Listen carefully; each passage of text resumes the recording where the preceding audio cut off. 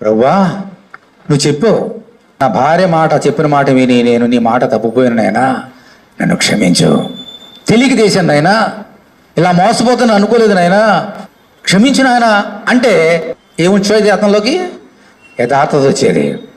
అలాగే హవ్వను అడిగినప్పుడు, తండ్రి నన్ను కూడా క్షమించు నాయనా, ఇదిగో యుక్తిగా శాపం అది నన్ను మోసపుచ్చింది, నీకు వ్యతిరేకంగా పాపం చేయడం నాకు లేదు తండ్రి, తెలియక చేశాను నాయనా క్షమించు అని ఉంటే దేవుడు ఏం చేసేవాడు? వాళ్ళిద్దరిని క్షమించేవాడు. కానీ వారిద్దరిలో యథార్థత ఉన్నదా?